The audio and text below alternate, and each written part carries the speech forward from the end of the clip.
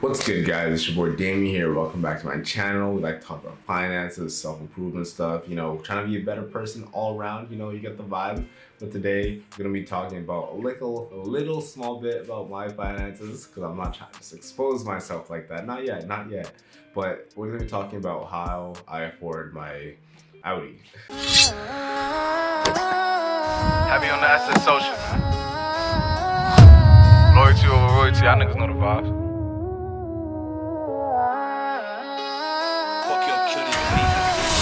Whooped it, bitch, I'm outside of some movie. Blue cheese, I swear I'm addicted to blue cheese. I gotta stick to this paper like blue sleep. Bitch, I'm by my chicken like it's a two-piece. You can have your bitch back, she a groupie. She just swallow all my kids in a two-seat. Okay, well, I forgot the dead cat for the bike, so I hope the one isn't too bad. And then, if it is, I could just voice over or just record in my room like I usually do. But, okay, so this video is about how much or how I afford my Audi and such. So you have to talk about how I can afford it, and you gotta know the price, right? So it's roughly 22K MSRP. Well, I guess not MSRP, but that's what I bought it for. It's used. It's like 73 kilometers right now. Bought it at like 68,000 or so. And with all taxes, and then I have a bunch of I already have the factory warranty until 80K, and then on top of that I put 4 or 5 more years of warranty on top of that. So, because people are always like, oh, it's a germ in the whip, if anything breaks, you're gonna be basically. So just avoid that by not having to pay for anything out of pocket, because I guess things still can happen, but if it does happen, then you're still paying less. So that definitely bumped the price up by a couple of thousand. But over the payment plan or whatever is over 6 years, so I have warranty for literally the entire 6 years of that. So it's a stress free. I'm paying for peace of mind, but again, I'm also not trying to take 6 years to pay for it. The plan is to pay for it within 3 or 4 years. That's the time frame, because this is something I recently started, not paying just the minimum. Sometimes it's not a lot over the minimum. You give you $40 more than the minimum, as long as you're not paying the minimum, because that's how they keep you and the interest and all that stuff. So I've started paying more and more over the minimum that I have to, because no one's trying to have to keep a car for 6 years. Only if I like it, with the things I do to it and what I add on, then I'll keep it for a long time. I do plan on keeping it for a long time, but I want it to be my choice, not because gang, I got this contract and such. But long story short, for how to afford it, how I afford it, just work hard. just work hard. I'm kidding. But I'm gonna start doing car things while I explain that. Okay, but like I said in the lifestyle inflation video, so I got that first job that helped me actually start getting a proper income to afford having said car, because really, to be honest, it's not that hard to afford a car. If you have a full-time job, it's just a matter of how you want to budget or how much you want to spend on your car. That's literally it, to be honest. But in my case, I put in a lot of work. Put in a lot of work, because like I said before, I love the grind. It's not working to pay the bills, it's just I like the grind anyway, and then it also pays the bills, because I, at the height of it, during winter, Christmas vibes, I had a decent amount of days where I'd be putting 14 hours and such, getting that overtime, so I'm getting paid a decent amount more than regular, and then the regular pay is already a nice amount above minimum wage. So it's literally, like I said, I joked about it just being hard work, but literally it's just putting in the hours if you want, or what the future is hopefully putting in the hours early and then not having to and have it be passive later on. That's the main part, how to afford it. It's just simple. I have a friend that has a Chevy Bolt. I think it's a Bolt, not a Bolt, and he pays maybe I think like $50 less than me on his biweekly payments. So it depends on like what you want, and like he could probably have the same car as me, but he likes electric vehicles and he wants a Tesla. But I guess the nitty gritty of it all. So in an average month, I think I spend around $800 on my car between like the things that like I have to do. Like biweekly payment is around 250 to high 250s around there, and then so we'll just round it up to like, or round it to like 500 or like whatever. Like we'll just say 500 for the ease of it. So 500 for the monthly payments, then the insurance, because there's only one insurance provider in Manitoba, which is so whack. They just have a little monopoly going on.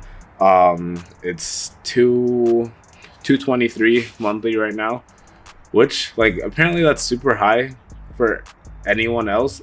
Not like anyone else in like Manitoba, but like around the world. Like when I told my cousins in the UK about that, they're like, "Oh, that's really high," and then also high in the States. So yeah, we're just kind of getting digged down over here. That's about it. And then gas, it varies. Like if I'm using paddle shifts a lot, I don't know, driving super aggressively, you know, really burning gas, last like a week and a half or whatever. But like if I'm driving normally, you know, just regular commute stuff, it's still like 2 weeks. I think that's the average of people filling up their gas tank, like every 2 weeks. But the thing is, you know, that premium lifestyle, and that varies depending on the price of gas, obviously.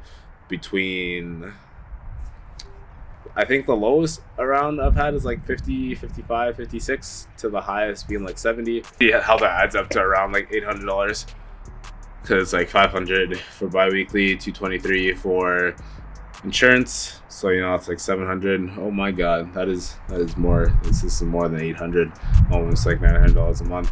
So you get what you pay for, though. That's the thing. We've been out here for a minute, but you know it's worth it, because you know we love the grind, the progress, the process. But the point I was trying to make before was, you know, rich people, they, for the most part, they're like, oh, don't buy cars. Like cars are a stupid investment and all that stuff. You know, because I watch a lot of self-improvement related type videos, or like level up, upgrade type shit, and they're always like, one of the first things you should do is like downgrade your car, or like don't use like transportation, or don't use like your own transportation, use like public transportation and all that such. Like even not too long ago, the same friend that has the Bolt we had this conversation, and he was like, having a car and spending a lot of money on a car is actually just silly, because I was talking about getting new wheels, and if I should just paint them instead before I get like a new complete set or whatever. But that's not the point. The point is he was like, it's silly to spend a lot of money on your car, and I was like, that just doesn't make any sense, you know? Like I understand if you're literally just using your car to get from point A to B. Like my family, for the most part, they're just like, I mean, sure, they want a nice car, or like a car that works, but like at the end of the day, they don't actually care that much about it. But then for me, I'm like, why would I, like, I get the point of having a car from point A to B. Like with the Honda, that's basically what it was for me until I can like upgrade to this. And even with the Honda, I was still trying to like do little upgrades here and there, like I was trying to like make it look cooler so I can want to keep it longer. And I just think it's dumb how everyone's like, yeah, just don't spend a lot of money in a car, like just because it's like it's a depreciating asset. For the most part, like most cars do depreciate, but obviously you have like your classic cars that go up in value or hold their values and all that stuff, and like supercars. But it's like, it's worth it. Not everything has to be like financially like a perfect decision. Like obviously you don't want to ruin yourself financially because of a damn car, but like just the feeling I get when I walk to my car after a long day or a long shift, whatever, if I just had like a shoot or something, it just hasn't faded, you know? It just always gets me feeling some type of way, a little bit giddy, and like I just want to like do all these things to it and upgrade and stuff. It's like, there's this thing that people say for cars with like bad mileage, like supercars and like like chargers and stuff like that. It's not about the miles per gallon, it's about the smiles per gallon. I mean, it makes a difference. Like when I'm driving my car and I can hear the engine, when I'm using paddle shifters and such, I'm not thinking about, shoot, well, this is really terrible for the gas, but it's just fun, you know. So like I said in the lifestyle inflation video, you gotta have a balance, you know.